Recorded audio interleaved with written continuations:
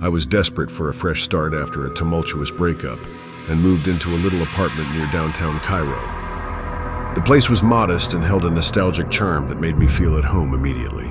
But within a week, I began to notice things that couldn't be explained away by my stressed mind. Late one evening, as I settled by the window with a cup of tea, I heard soft footsteps echoing through the hallway. At first, I convinced myself it was the old pipes groaning under Cairo's humid summer nights. But then the sound became persistent, a slow, measured shuffle that seemed to follow me wherever I went. My sleep was fractured by whispers that dissolved into silence before I could catch a word. I decided to investigate one night after a long, sleepless evening. I walked down the narrow corridor to the living room when I noticed an old, faded photograph hanging crookedly on a wall.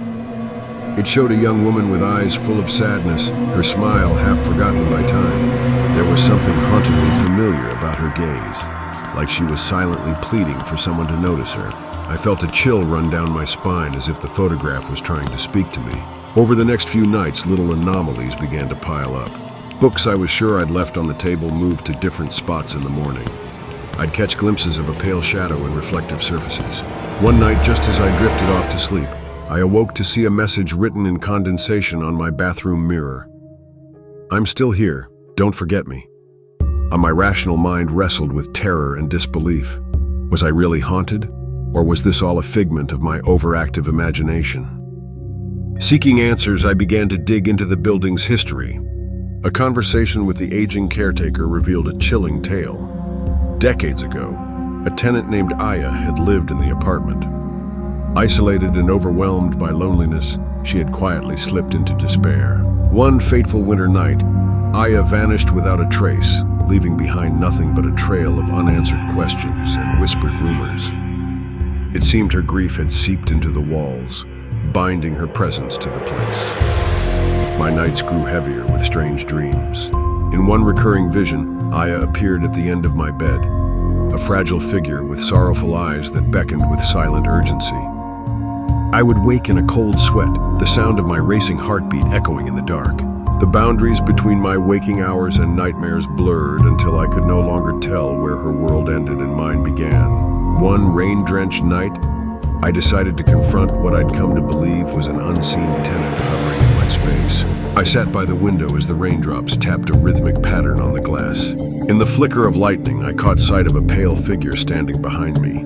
I spun around, heart pounding, only to find an empty room drenched in shadows. Then came the softest whisper, barely audible but unmistakably real.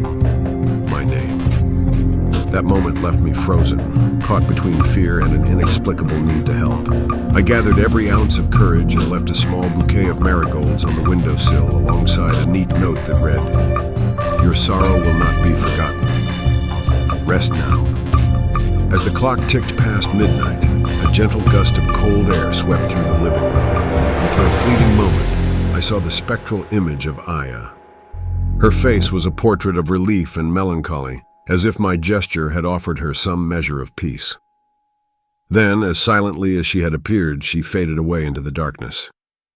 In the days that followed, the strange happenings gradually ceased, leaving behind an eerie calm.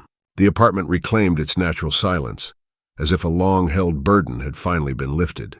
I often wonder if what I experienced was merely the product of an overtaxed mind, or if there truly was a connection that transcended the living.